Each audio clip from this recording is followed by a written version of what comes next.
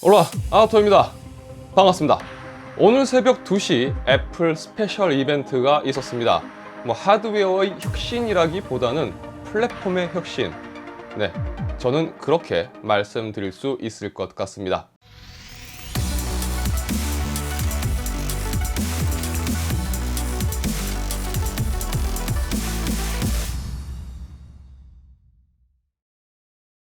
애플의 스페셜 이벤트 주요 내용을 정리를 해서 전달해 드리도록 하겠습니다. 우선 첫 번째로 애플은 새로운 게임 플랫폼인 아케이드를 선보였습니다. 약 100종류가 넘는 타이틀을 자유롭게 이용할 수 있는 이 애플 아케이드는 모바일 게임과 같은 캐주얼한 게임을 서비스하며 스트리밍을 받는 게 아닌 직접 다운로드해서 이용할 수 있다고 합니다. 행사에서는 코나미와 캡콤이 나와서 애플 아케이드를 통해 서비스할 게임들을 시연을 했고요.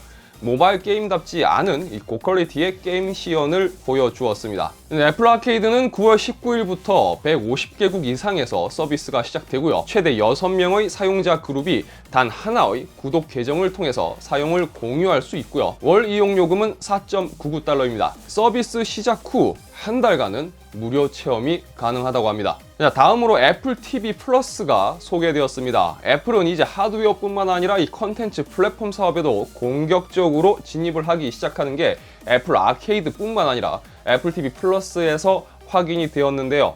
당연히 예상하실 수 있듯이 애플 TV 플러스는 우리가 익숙한 이 넷플릭스와 직접적으로 경쟁하게 될 것으로 보입니다. 특히 넷플릭스가 그렇듯이 애플 TV 플러스의 오리지널 컨텐츠를 강조하며 컨텐츠 제작에도 상당히 투자를 하고 있음을 강조했습니다. 행사에서는 상당히 독특한 분위기를 풍기는 이 C의 월드 프리미어 트레일러가 공개가 되었고요. 애플 TV 앱을 통해서 서비스가 제공된다고 합니다. 당연히 아이패드나 아이폰 그리고 맥북 등에서 애플 TV 앱을 통해서 시청할 수가 있고요. 일부 삼성 스마트 TV에서도 사용할 수 있는 것으로 알려졌고, 아마존의 파이어 TV 그리고 LG 스마트 TV, 그다음 roku, 소니 등에서도 제공될 예정이라고 합니다. 쉽게 말해서 현재 가전 쪽에서도 우리가 이 넷플릭스 시청을 할 수 있듯이 애플 TV 플러스도 해당 서비스 플랫폼 상에서 경쟁할 것으로 보입니다. 애플 TV 플러스 오리지널 컨텐츠는 거의 40개의 언어로 자막과 더빙이 지원될 예정이며 시리즈 및 영화는 8가지 언어의 오디오 설명도 함께 제공될 예정이라고 합니다. 서비스 시작은 11월 1일이며 이용 요금은 상당히 파격적인 월 4.99달러에 제공되고요. 애플 아케이드와 마찬가지로 하나의 구독 계정을 통해 최대 6명이 가족 그룹으로 이용할 수가 있습니다. 이 애플 TV는 다양한 애플 디바이스를 구입하게 되면 1년간 무료 이용이 가능하다고 밝혔습니다. 지금부터 공개된 다양한 애플 디바이스에 대해서 알아보도록 하겠습니다. 앞에 애플 아케이드 및 애플 TV 플러스 등의 컨텐츠 플랫폼 서비스의 시작 부분에서는 나름 충격이 있었지만 이 디바이스 부분은 아무래도 애플은 혁신이라고 밝혔습니다만 글쎄요. 7세대 아이패드는 350만 화소의 10.2인치 레티나 디스플레이가 탑재되었으며 A10 퓨전 칩이 탑재되었습니다. 이제 전용 키보드를 이용할 수가 있고요. 애플 펜슬도 지원합니다. 발표 행사에서 이전보다 향상된 멀티태스킹 작업 성능을 강조했고요. 최근 해외에서 강조되고 있는 환경 문제에 대한 부분인지는 모르겠지만 이번에 발표된 모델 대부분 이 재활용 알루미늄으로 제작되는 것을 강조했습니다. 그 시작이 7세대 아이패드였습니다. 제품 자체의 혁신적인 면이 있었다고 보기는 좀 힘들 것 같고요. 아이패드 OS에 대한 최적화에 무게가 실렸으며 윈도우 PC를 경쟁 상대로 의식하는 것을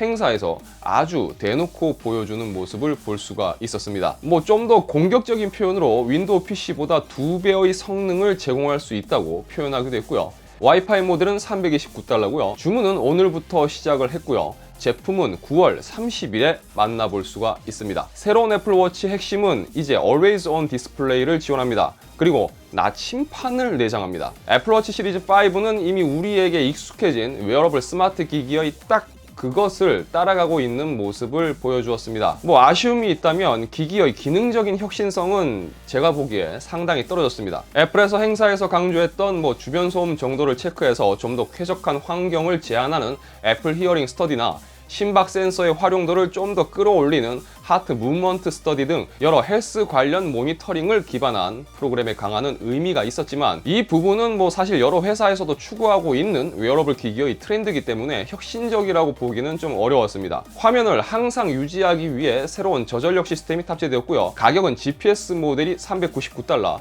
셀룰러 모델이 $499입니다. 주문은 오늘부터 시작이 되었고요. 제품은 9월 20일에 만나볼 수가 있습니다. 참고로 애플워치 시리즈 3는 이제 GPS 모델의 경우 $199에 구입이 가능합니다. 자, 마지막을 장식한 건 역시 새로운 아이폰 11이었습니다. 아이폰 11은 6.1인치 리퀴드 레티나 디스플레이가 탑재가 되었고요. 후면까지 강화 유리로 마감이 되었습니다. 물론 무선 QI 방식의 충전도 지원을 합니다. 스펙적으로는 A13 바이오닉이 탑재가 되었고요. 이전 A12 바이오닉보다는 향상된 성능을 제공한다고 밝혔습니다. 행사에서는 타사의 주력 SoC 대비 가장 강력한 성능을 제공한다고 했습니다만 빠르다는 부분은 부정할 수가 없겠지만 구체적으로 얼마만큼의 이 성능 향상이 있는지에 대해서는 도표상 표기되지는 않았습니다. 주요 변경점에 있어서는 돌비 애트모스 사운드가 지원이 되고요. 후면 듀얼 카메라 시스템이 적용되었습니다. 1200만 화소 26mm f1.8을 지원하는 와이드 카메라와 마찬가지로 1200만 화소 13mm f2.4를 지원하는 울트라 와이드 카메라가 장착되었습니다. 시연 장면에서 볼 수 있듯이 와이드 카메라와 울트라 와이드 카메라를 통해서 다양한 화각의 영상과 사진을 촬영할 수가 있었고요. 특히 저조도 촬영에 특화된 나이트 모드가 탑재가 되었습니다. 전면 카메라를 통해서 이 슬로우 모션 촬영도 지원을 하고요. 배터리 부분은 정확한 수치를 제공하기보다는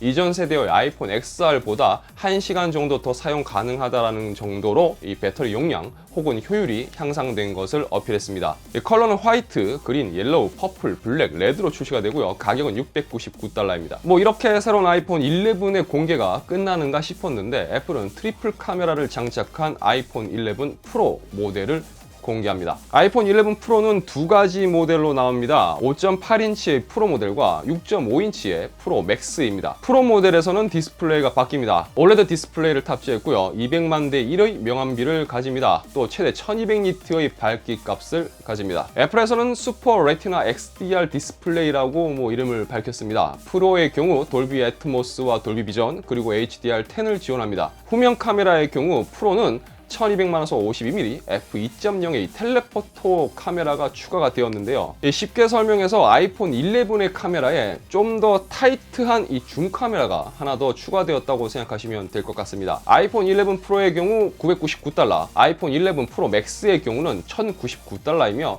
주문은 금요일부터 시작이 되고요. 제품의 출시는 9월 20일입니다. 이후 애플은 몇 가지 추가적인 서비스를 발표했는데 애플 리테일의 경우 다양한 애플 제품을 고객의 니즈에 맞춰서 커스텀하는 것을 도와주는 것으로 보이지만 국내 사용자들에게는 큰 의미는 없겠죠. 그리고 애플 트레이드인이라고 해서 기존에 사용하던 아이폰을 반납하면 그만큼 중고 보상을 해주고 새로운 아이폰 11을 좀 더 저렴하게 구매할 수 있게 해주는 건데 당연히 국내 사용자들은 해당 프로그램을 사용하지는 못할 겁니다. 하지만 통신사에서 보통 그런 거 하죠. 또 국내에는 중고 휴대폰 활성화가 상당히 잘 되어 있으니까 중고로 잘 팔면 애플 트레이드인보다 더 좋은 조건을 만들 수 있을지도 모르겠습니다. 애플 에비뉴라고 해서 새로운 애플샵을 준비 중인 것으로 보이는데 일단 화면으로 봐서는 지하에 땅 파고 하나 새롭게 만드는 것 같습니다. 당연히 국내의 사용자들과는 관계가 없는 이야기일 테니까 그냥 참고만 하시면 되겠습니다. 1시간 40분 정도 진행된 이 애플의 행사는 혁신을 주장했지만 초반부 애플 아케이드와 애플 TV 플러스에서 조금 식어버린 느낌입니다. 혁신은 있었습니다. 서비스 비용이 $4.99라는 거는 상당히 혁신적이었습니다. 하지만 제가 느끼기에 나머지 새로운 디바이스들에 있어서만큼은 크게 혁신이라고 느낄 만한 요소는 부족했다라고 생각이 됩니다. 애플 워치는 이제 항상 화면이 들어온다고는 하지만 삼성의 갤럭시 워치의 이전 세대에서 이미 구현했던 기능이었고 웨어러블 스마트워치에서 상상할 수 있는 것들의 이제 한계인지는 모르겠지만 좀 살짝 멈춰있는 모습이었습니다. 단지 기존 기능의 강화 그리고 디자인의 다양화로 마감된 모습이었고요. 아이폰은 자세히 살펴보면 A13 바이오닉이 별도의 시간을 할애하고 설명을 할 만큼 구성 부분에서 좀 더 업그레이드 되고 성능적인 부분에서는 강화되었다고는 하더라도 어디까지나 이건 기술적인 부분이었고요. 사용자들이 느끼기에 달라진 부분은 결국 카메라로 인해